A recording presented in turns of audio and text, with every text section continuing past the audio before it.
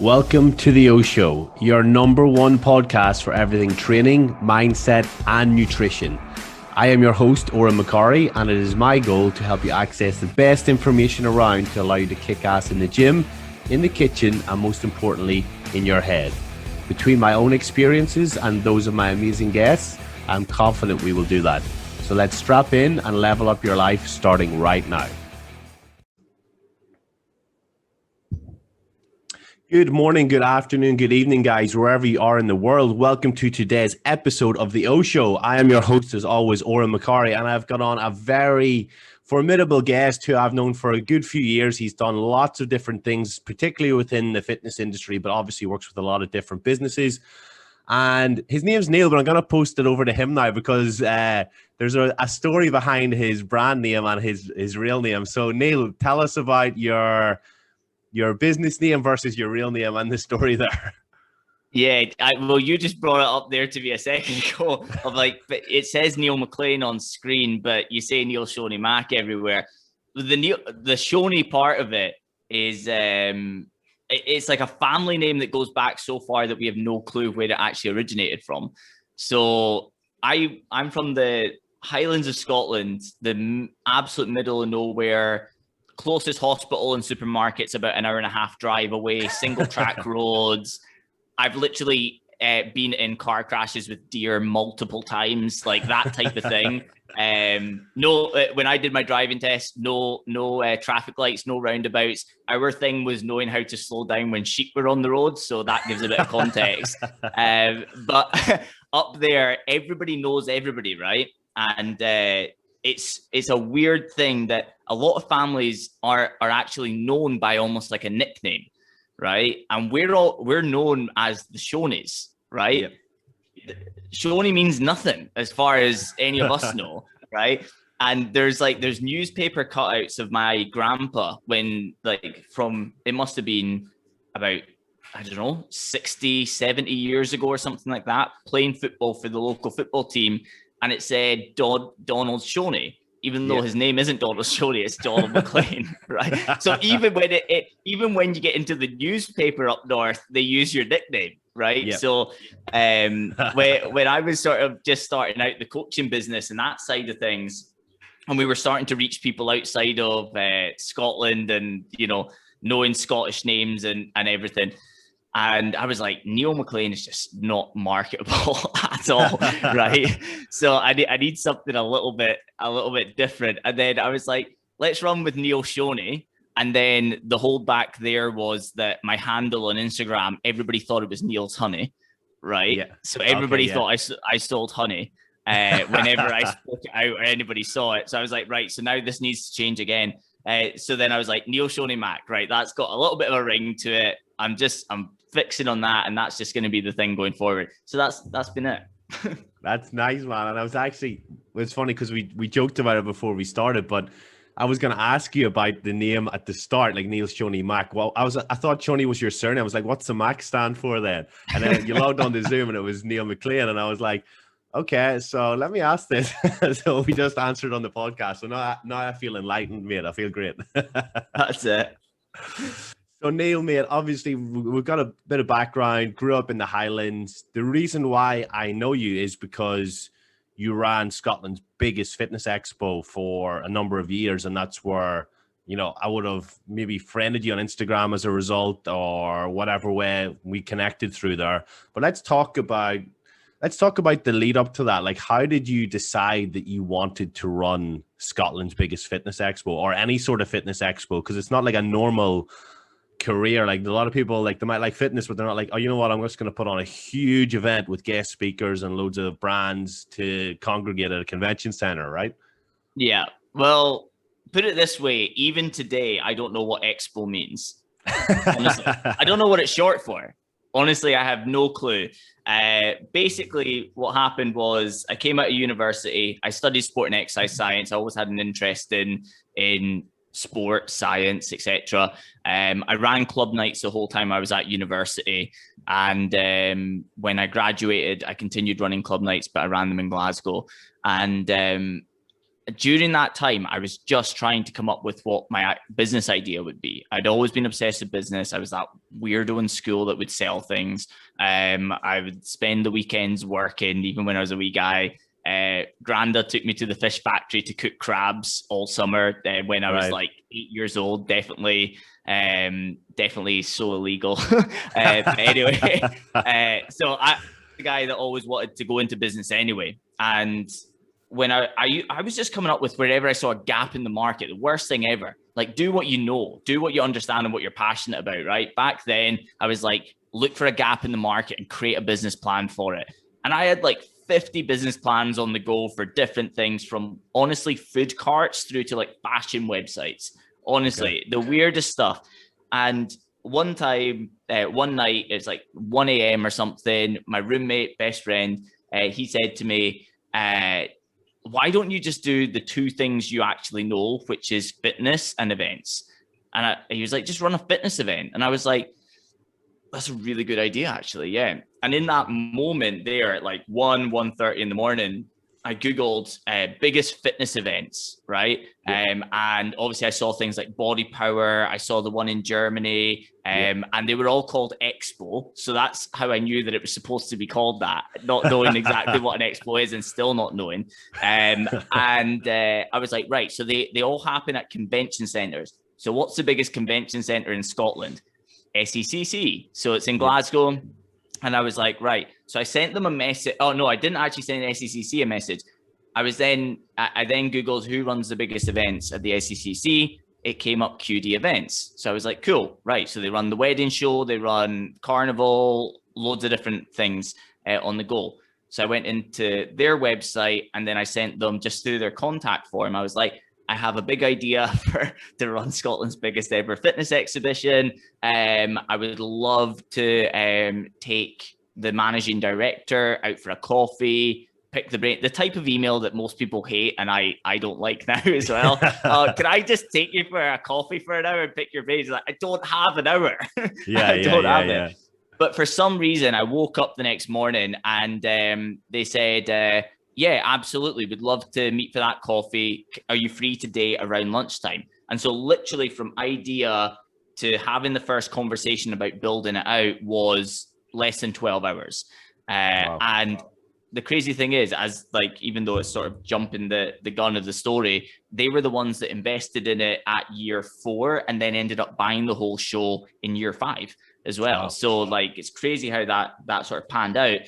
But they were like a guiding star in the first year, you know, like they really helped out. They would meet me for coffee about once a month, and they would help me with budgeting. They would help me with, you know, planning and understanding the whole process. Because you start with a blank canvas. Like the floor is literally a concrete floor. Yep. There's no carpet on it. There's no stands. There's no electrics. There's no stages. There's no events. There's no athletes. There's no nothing. Yep. And it is a completely blank canvas. I remember because they gave me the indication because somebody from the SECC came down, because that's where we met for the coffee. And we were having the conversation there. And I remember they made out that, like, because I don't have any experience, it's not just am I willing to pay for it? It's like our reputation's on hand as well here, which I totally understand now, right? But at the time I was like, oh man, I kind of thought this was just, can I get the money together? But actually it's like, they might not even let me do it. So I was like, I remember being like, oh, I'll just play it so cool. So I was like, yeah, I know, like rent in the venue is going to be like £10,000 and, you know, it's totally cool and everything, right? As in like the blank canvas. And I remember them just like looking at each other and they're like, it's going to be somewhere in the region of like 5 to 7 times that. And I was like, for the concrete floor? And they were like, yes. And I was like, oh dear, right. So this is definitely something. And then from there, we just went, like, we just dived straight in, like dived completely in on it, signed the contract, signed the life away for the concrete floor, also for the contractors for building the stands, rolling the carpet, all of those different things. And then it was actually like the worst time ever for the next like 4 months. For the next 4 months, we had we had no money because we were in our student overdraft, so we actually had no money at all. So there was no budget, zero budget to do anything. That's why I was forced to learn social media marketing and email marketing and even Facebook ads when we had like a little bit of capital. But we went into it and I was like, oh man, people are gonna love this. You know how when you start a business and you're like, everybody's going to want to buy this. Because it's just like, it's the idea in your head and you're like, oh man, everybody will really want to get this. So I remember starting to phone people to buy stands. Nobody had any interest at all. Right. Absolutely no interest. And it was because it was like, so this is completely unknown. Scotland's not anywhere as big a market as down south.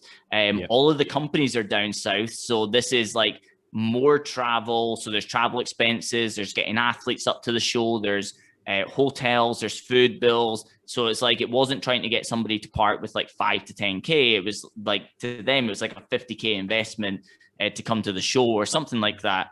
For a lot of the big brands that would come from down south.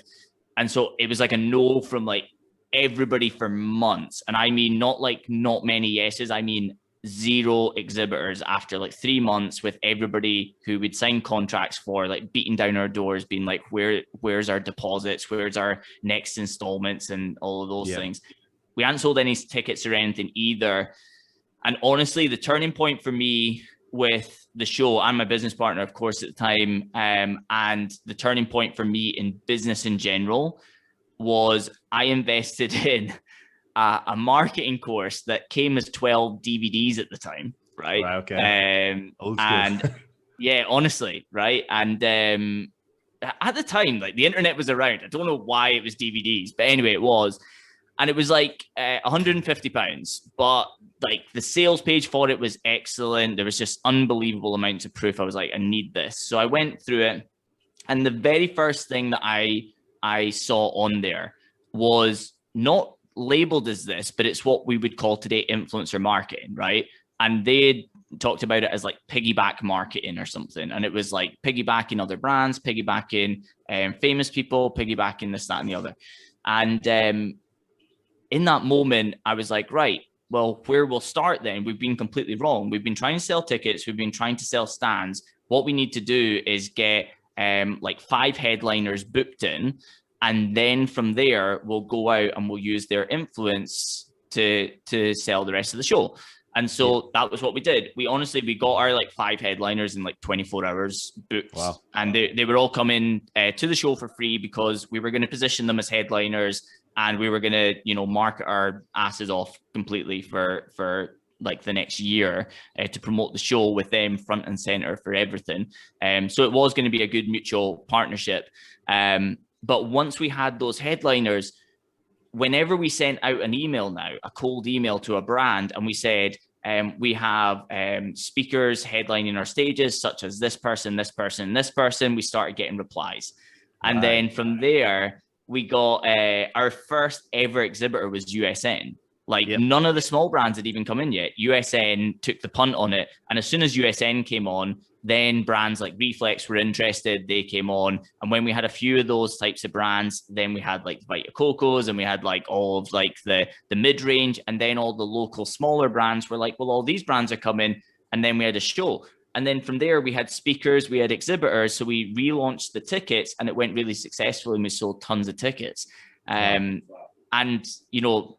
that lesson for me, that investing in yourself, there is nothing better than it. I now invest in myself in everything. We were talking just before we went live. I work with Joe for my own stuff, for my own training. I'm not an athlete. I don't need to be in shape. I don't need to, excel in sport, but I'm of the premise that life is short. And if you want to be good at anything, there's somebody that can get you there a lot faster than you can. And that light bulb moment was a lifesaver for me, because I literally would have ended up just a bankrupt guy that didn't end up putting on the first show, that, would probably still be paying it back right now and probably working anywhere, certainly not for good money, because I would have been a business failure. Had I not honestly just bought those DVDs. Wow. So for me, but a bit of a long-winded answer to your question, but No, that's I hope, great, buddy. yeah. What I wanted to unpack from that though is, so you had the QD events guys who were like, within 12 hours, let's have a coffee, let's outlay everything, and they sort of guided you through the process of budgeting and everything. Was that an investment as well? Were they charging you, or were they just helping you out of the goodness of their heart to get this up and running? So it was kind of all out of the goodness of their heart. Yeah. About the, I don't know, about the 3 month stage or something, and we'd had a few meetings, and they'd been giving us like spreadsheets, introducing us to people and things like that. At that point, they introduced the idea of it being like a monthly retainer type thing for them to almost like mentor us going forward. And we were just very honest. We were like, we've got literally nothing. Like, it's not like we're choosing to pay something else. We have an empty bank account. We're running this business out of personal bank accounts at the moment until we get a business bank account. Like, it was an absolute, like, it was ridiculous, right? And when we said that to them very authentically, they decided just to continue helping us. I'm not even sure if the level of support actually went down. I think it was pretty consistent through it. And then we kept that dialogue open over the next few years. And then on year 3, I think it was, they invested, and I think they took like 25% of the business, something like that. Yeah. And then at the end of year 4, they acquired the whole business.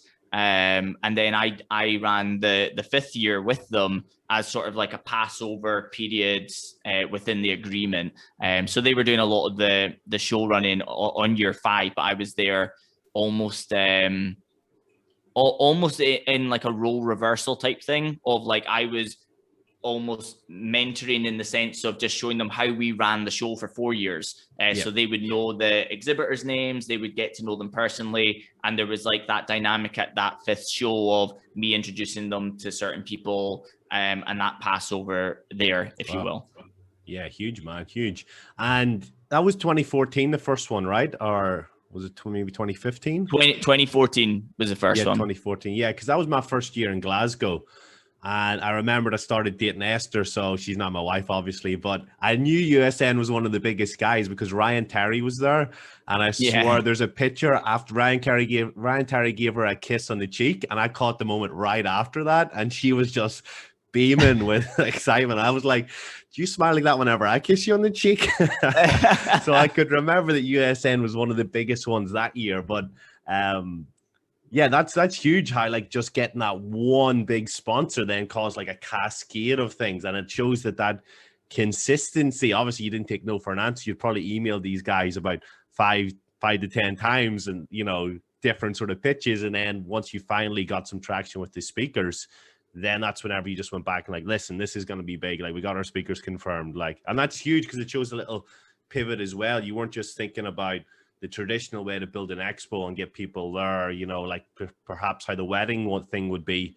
You just went out and got your influencers. You didn't know they were that at the time, and then just blew it up. That's huge. You want to know something funny that nobody knows, right? when they replied to me and said, yeah, we'll take a stand of this size, which was, by the way, so casual, it was hilarious, right? The way they were just we'll just take like, can you get us right in the middle of the show, and we want to be open on 4 sides, and we want let's say like 10 by 14 or something, like 10 feet, or no, it was 10 meters by 14 or something. It was something big anyway, but to them that was small in comparison to what they would do at other shows. So it was very like passive and easy for them to do it. But it was so funny. They replied to me when I sent out that email and said, you know, they're like, oh, just let you know, we've confirmed all these speakers, things are going awesome, like would love to get on a call with you and discuss options and all that usual stuff. This was probably like about my 15th follow-up at this point. And when they replied to me with the thread that they had been chatting about. Oh, really? Before getting back to me. And honestly, the best thing ever one of them said to the other person, "This guy has been annoying me for about 6 months. Do you think we should just take a punt on it?" And I say, honestly, I made out like I hadn't seen it. I was like, just get this over the line. This is everything. Get this over the line. Get it done. Get it done. Get it done. But man, that was just like the funniest thing to see. Yeah, that's this great. Guy's been annoying us, but like, should we just take a punt on him and go with it? Yeah, it was good. That's killer, man. That's and I think that's quite hard to like swallow. It's funny as well, but then you're like, oh fuck that. That's kind of like weird to see and kind of awkward to see, right? So they just continue about business and still get it over the line is good, man. That's killer. Yeah. So then how did you go from 2014 to 2018? Like how did you grow this?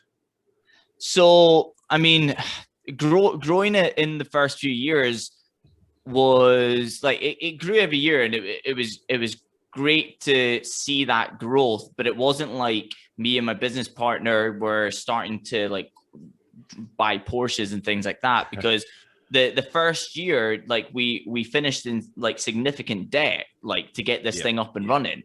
Like I told you the price of like the concrete floor, right? So we finished in significant debt, and therefore going into the next year, the first X amount of sales that you make, like big chunky sales, all go towards the debt from the last show, not towards funding the next one.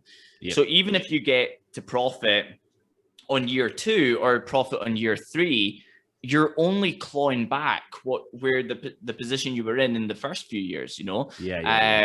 So, and it also means that you don't have tons and tons of capital, which is why even, you know, at year 4, we still had never ran a radio ad, and we had never done a TV ad, and we had never done all the things that every other exhibition of our size was doing in the UK. We literally did 3 things. We did social media marketing with influencers involved. We did email marketing, and we were great with email marketing. That was where the majority of our sales would come from, from our warm audiences. That was where the majority of sales would come from. The way that we were actually doing it, which built up our list very quickly over, over the like 2 years, we got a very, very large email list, was by actually seeing that we were getting so much website traffic. So we put a pop-up on the website, so that before they even went anywhere on the website, it was a pop-up that said, do you want 20% off your ticket today? And then they put in their name and email address, tick the box or whatever, and then they went onto the list, and then an automatic email would come back with their 20% code, and then they could buy their ticket. It did 2 things. First of all, it got people that would have just browsed that day to immediately buy their ticket, because we made it a 24-hour discount code. And second to that, it built this list of not just people who were interested in the show, but were literally telling us, I'm interested in buying a ticket, by opting in that way. And so we built this big list full of people who were really, really interested in attending the show, which was just an absolute godsend, because email marketing is so unbelievably cheap once you have the list. So that worked really well. And then the third thing, of course, was we used Facebook ads, and Facebook ads was our biggest marketing expense that we really did, outside of like speakers and things going into future years, when we started bringing in like Michelle Lewin from the US, and other people that had to fly in and things like that. Things got like a little bit more expensive there, but Facebook ads for the most part was like the main paid way that we got the show out there to a lot of people. Yeah, man, that's huge. And even to get somebody at that level like Michelle Lewin over like 4 or 5 years is huge, from the first reaching out to like the first little influencers, to then getting somebody who was on that world stage and like probably millions of followers to come over to little Glasgow, for a fitness expo. That's huge. Yeah, absolutely. But the best athlete that we brought in terms of directly associated with selling tickets was Eddie Hall by an absolute country mile. Every single time he posted, the surge in not just sales, but VIP ticket sales was astronomical. And the same thing every single time we reminded people that he was coming and the VIPs would get a meet and greet with them as well. VIP sales massively through the roof. And he was just so great to work with as well. You know, like we brought him up when he was probably, well, he definitely wasn't in like the final of the World's Strongest Man at this part. At this point, he was a competitor in the World's Strongest Man, and possibly number one. Actually, he was Britain's Strongest Man at the time, but he wasn't in the finals of World's Strongest Man, and certainly hadn't won it yet or been on the podium yet. And because we went to him, and you know, we just went like over and above for any of the speakers that came up in any which way that we could. So it was no different for Eddie. And, you know, we built a really good relationship, but he was always like, you always supported me right from the start. And he just had this sort of way of going about things with us that even when he was the official World's Strongest Man and he'd already won it, he was like, nothing changes with my fee with you. Nothing changes with like any of our arrangements. Yes, put me in the travel lodge. He was like, I don't mind. Like none of that. You know, yeah. He didn't start like demanding anything. He was down to earth. He was just an absolute dream to work with. Absolute dream. Yeah, that's pretty cool. And I can remember, was that maybe 2017 whenever you got him up? I think it was maybe before. I think it was the third show. It might have been the second show. Might have been. Okay, wow. Okay. Yeah. I think it was the second show. I think we managed to get him for. And then yeah, it was because we literally got him up 4 years in a row. That's killer. You know, it's real good. Yeah, man. So obviously you've then learned all these social marketing skills and Facebook ad skills, and you're now in a space where you're out of SFN, which has been the first half of this podcast now. Let's talk a bit about what you're doing now and what you've done since SFN. Yeah, so, I mean, the transition period started in year 2 of SFN because there was a bit of word of mouth going around about how we had grown the show through Facebook ads rather than, because everybody was like, so used to seeing other shows brand their shows through radio ads, magazines, newspapers, basically all like big publications where you put down big deposits and hope that you get the return essentially. But we didn't have that sort of money to throw about and test. So we needed something that was 100% measurable at the time, which was Facebook ads. So we could see money in versus money out. And with that, Facebook ads was the perfect thing. And when the word got around about that, somebody who was an exhibitor was also friends with somebody who was in Glasgow City Council, I think. And they were about to open up a new gym in Clydebank. So it was a new gym for like through the council, I believe.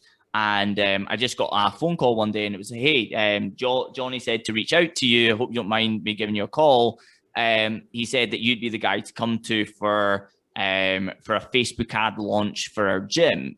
I had never ran a Facebook ad campaign for anybody other than my own businesses at this point. And I was like, I need to get back to you on this. I need to have a think about it and everything, about how it would work, how I'd price it. And I even had to get in touch with Johnny. I was like, how do I even price this thing?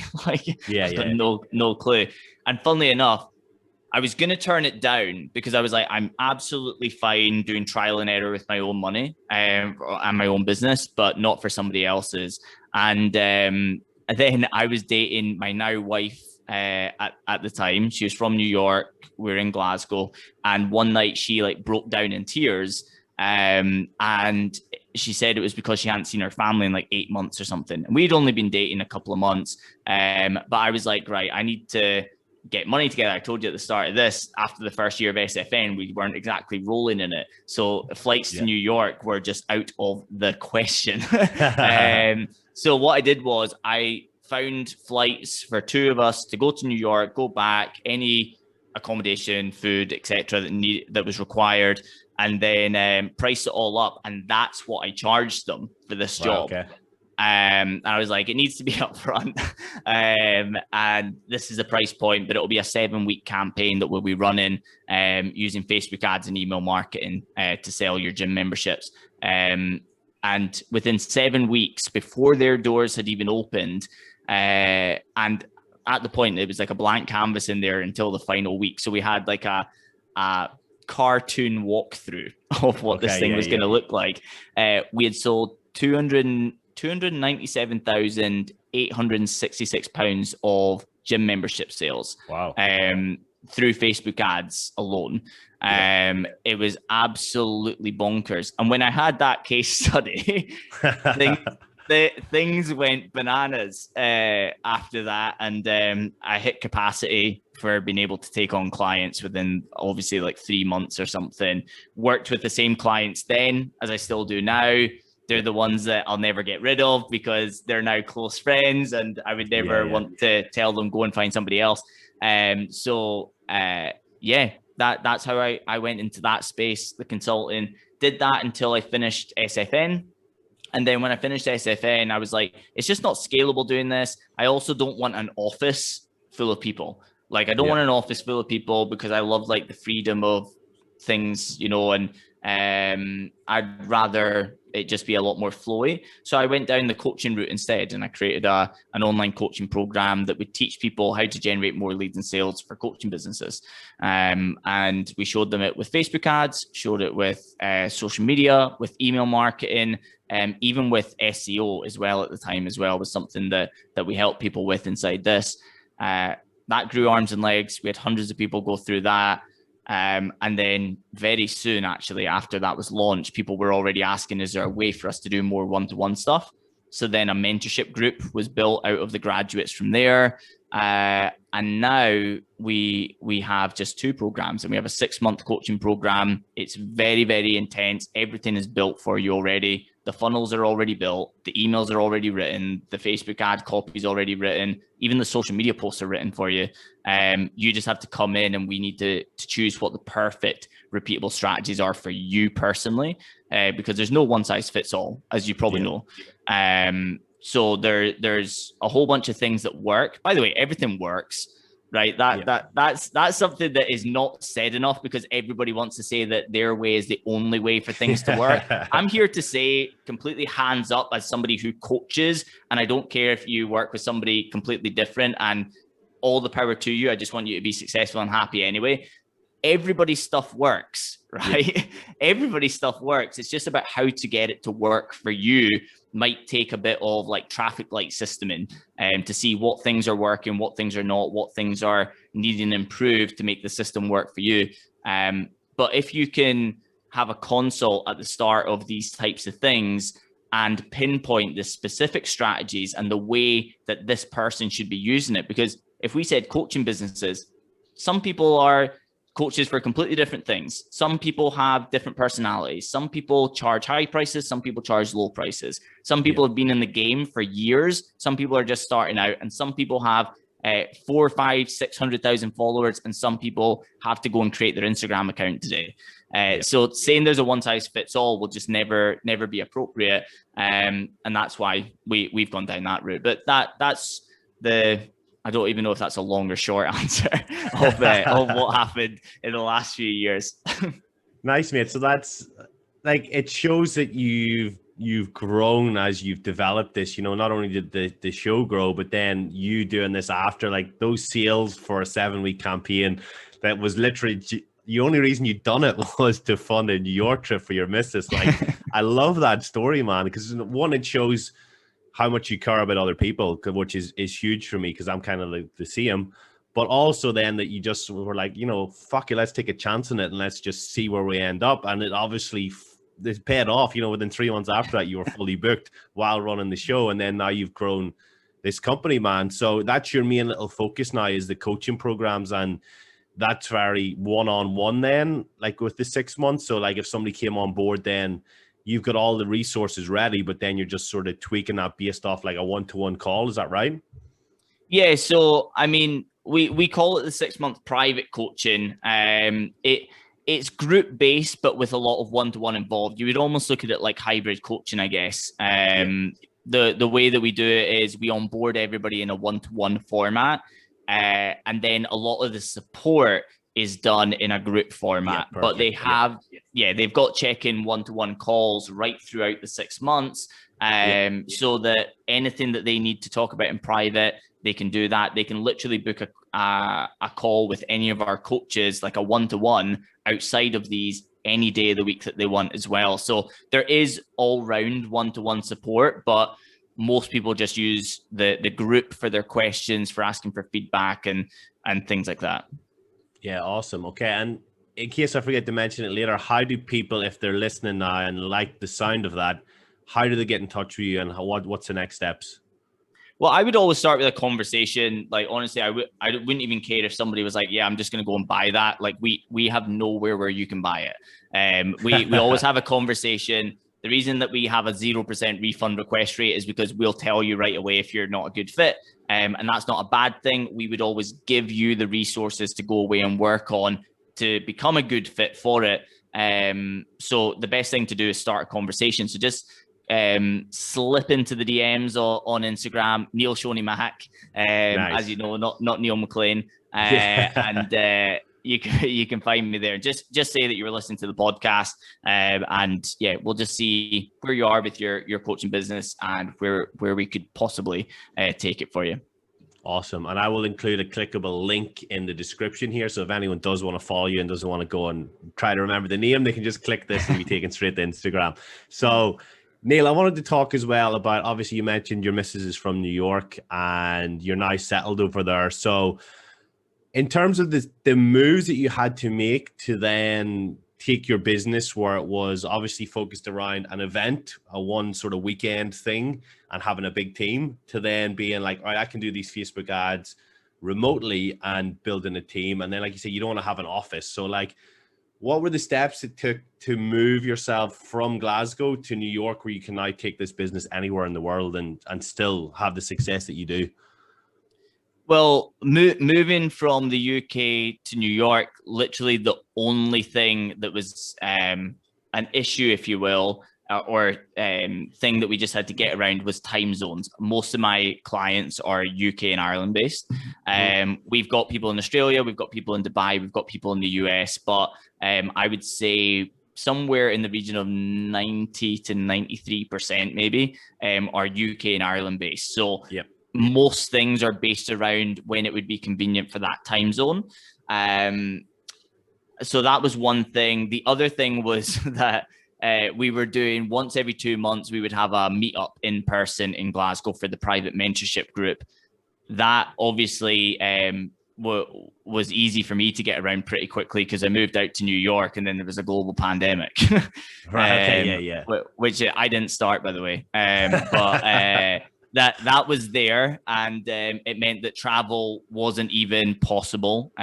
Even though I had to do a couple of travels for green card stuff, but it wasn't allowed to even be in person. So we moved all of our live events from once every 2 months to once a month, but doing them online. And so it was much more efficient for everybody. We actually learned that more people could attend if it was virtual. People would get more from it. People could re-watch the things that they missed or anything they wanted to go back over. And then we were kind of like, geez, it actually is more efficient for them, as well as it being more efficient for me for all of this to be online, which is crazy. So we're going to be doing live events again, but it's almost going to be just an opportunity for us all to get together.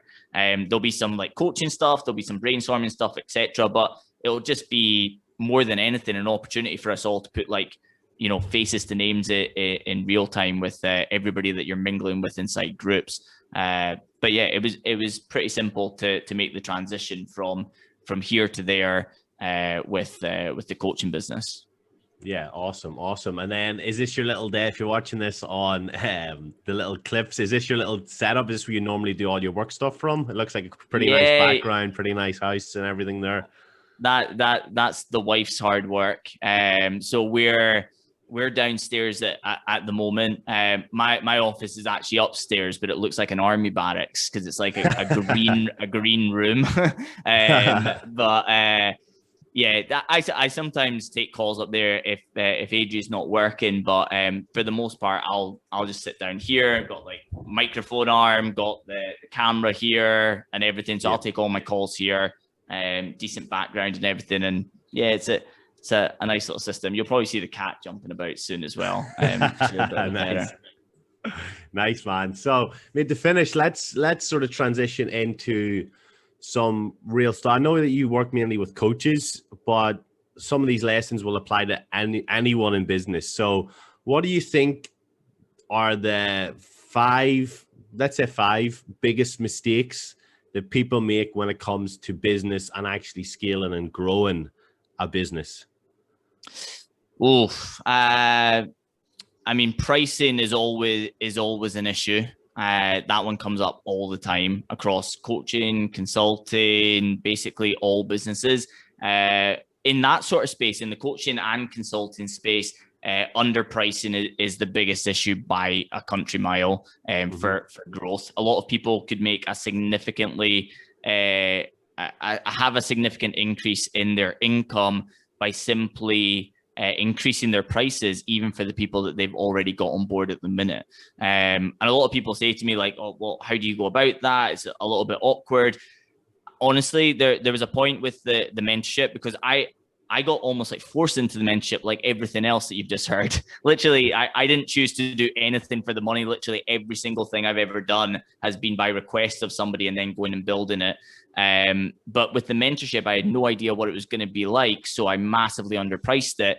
And I just then messaged everybody when I'd worked out and I was totally secure after about a year. And I said, I know exactly what this is now. This is the exact format.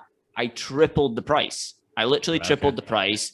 And we only had one person out of the entire group say no. Wow. Literally one person. So if you are underpricing and you can position it in a way to them that makes complete sense as to why the pricing has become the price that it is it because of demand? Is it because of, the realization point of the value within the product? Is it you've got no more room to scale? Whatever the reason is, if you want to do anything with current clients, all you have to do is get the communication right. You just have to be able to tell them why it's beneficial to them or why it makes sense to them to make that move. Whether it's something you're taking away from your coaching because, maybe you've realized that they don't need a call once every month. And so it'd be very awkward to just go, we're now going from one call a month to once every 2 months, but you're paying the same thing. But if you said, hey, a whole bunch of you have been turning up to the calls, or either turning up to the calls and, you've got nothing to talk about because we've got such great support in between the calls, or you're just not booking in the calls every single month. So we've realized that it's actually maybe more of a burden to you sometimes when you're busy to have a call every single month. So what we're going to do is, to free you up, we're going to have a call once every 2 months. If you position anything in the right way, it makes sense to the clients, it makes sense to you, and you can make these transitions. So prices is definitely one. Another one is thinking that you've got everything sorted the minute you have the slightest inkling of success. So whether that's like you've worked with a coach or a mentor or something like that, and then saying, hey, I no longer need the person, which may be true. Maybe you need to move on to the next one. That could be completely true as well. But the worst one is when people don't have a coach or mentor or anything, but they've just had the slightest little bit of success in the launch of their business. And, they take the foot off the gas right away. It's like, anything I touch turns to gold. It's cockiness. It's this, that, and the other. I can tell you right now, I do an absolute minimum of 2 hours of learning per day during my work days, even now.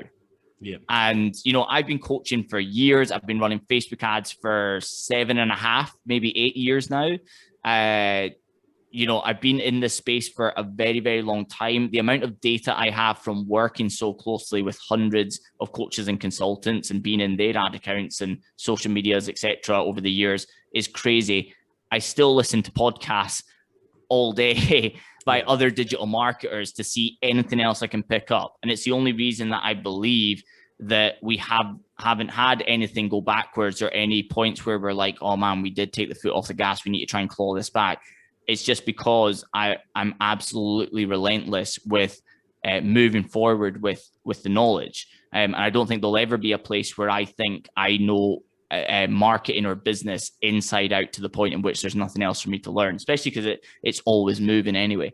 But it's so common. You must see it all the time yourself with like you know, so many personal trainers, you know, somebody that gets like a level 3 personal training certificate. And then it's just like, I do not need to learn a single thing further. Like I've been lifting for a year and a half, and now I've got a qualification that backs that up. I do not need to learn another thing. And, you know, there's other ones out there, probably like yourself, and also like a good few personal trainers that I'm very close with myself. And it's like, what are you up to this weekend? Oh, I'm going to this seminar. I'm going to this seminar. I'm doing this course at the moment, or I need to catch up with the workload on this stuff. Yeah. They're always upskilling, you know, always upskilling. Even if they're getting their clients great results, there's always something else. They just want that edge. And it's those people that are always continually upskilling and always almost in fear of not being in the top 1% anymore. They're the ones that always excel. I'm not really sure just on the spot the exact ones to pull out. The other one would be focusing so much on business and marketing and not on the results of your clients. Definitely that one as well. That one has disaster written all over it. 100%. The only thing you look at is, you know, where can the next client come from, and you burning the candle at both ends and not replying to your clients and not giving them even the same level of support that they were used to at the start.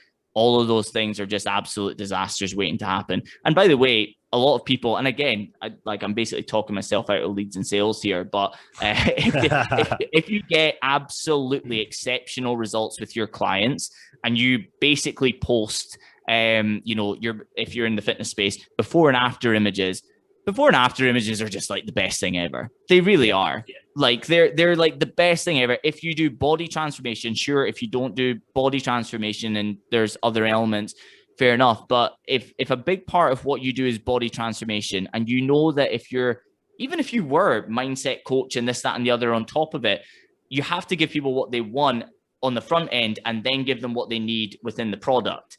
And, you know, what they want is the body transformation. That's always everybody's first port of call. And if you have exceptional before and afters with your clients, any strategies that we have out there for anything from Facebook ads to social media to, you know, Instagram polls or whatever it's going to be, these things, like, they're so unlikely to beat a really kick-ass before and after. Not like a good one, but if you've got an absolute killer before and after, and you have a call to action at the end of that post, the people who have been engaged with your other information up until then, that's the moment where they're going to take action. They're going to come into the DMs, and the dynamic's completely different. If you get 5 people coming to you versus, you know, 155 people that you've gone to, you're probably going to close, you know, the 5 that have come to you, 4 maybe, probably the 5. But the 155 that you've cold DM'd, that's going to be really difficult to get 5 of them into a high ticket paid product. You know, the before and afters is so good. And so working on just making sure that you get the results, it's also going to bring you new leads and sales naturally through that person anyway. You know, a 100%. Lot of the people that we sign up, a lot of the people you'll sign up, and a lot of people who, if anybody is a business owner listening right now, a lot of the people that you sign up, you've probably noticed, come to you and say, you're working with my friend so-and-so. And, you know, that happy client can be worth an immense amount of money to you. Like a really happy client can genuinely bring in like 10 new clients to you over a couple of years, you know, happens very often. So results over everything is definitely a really big one as well. Not really sure for 4 or 5. I would have to 3's good. Yeah, we'll leave it at 3. We probably come up with more than 5 on this, but it's just trying to like almost come up with an Instagram carousel in my head right now. Yeah, you're thinking too deep on it, man. We'll stick with 3, right? Love it. Mate, that's been awesome. So what's next for Neil Shoney Mac? What's on the horizon? Basically just continuing on the same path that I'm at the moment. You probably noticed from this whole talk about going from like SFN was my friend telling me, why don't you just do what, why don't you just do what you know instead of your 50 business plans? Why don't you do the two things you know, which is fitness and events? So that was almost propositioned to me, go and do this. And then from there, the Facebook ad client came to me. And then when people were coming to me, asking me to take them on for one-to-ones and I had no space, that's when I built the first course. The mentorship was requested through people who were happy with the course. Yeah. And everything has just gone through requests. So on my horizon, all I look at is what I'm doing right now, how I can get exceptional results. So honestly, it's less about lead gen for me and it's more about just further improving the system of the client experience, because it just grows arms and legs through that anyway. And then continuing with growing the team, the coaching team and everything. So we do have the capacity to continue with this level of support we have now at a much bigger scale. Outside of that, if we go into something completely different or create new programs or whatever it'll be, it'll just be the same as all the other stories, which is somebody will request it and I'll go and build it. It won't be because I see an opportunity to create a new revenue stream, really. Yeah. Awesome, man. Awesome. So if people want to get in touch at Neil Shoney Mac, I'm going to put the clickable link below so you guys can just click it, go and follow him. Mine's also there if you're on this podcast for whatever reason and you don't follow me, go and follow me as well.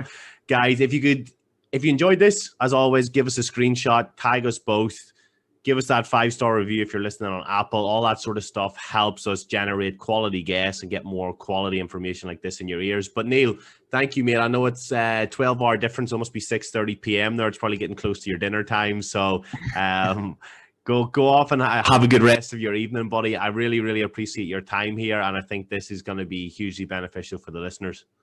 Excellent. Thanks so much for having me on, my man. Thank you, mate.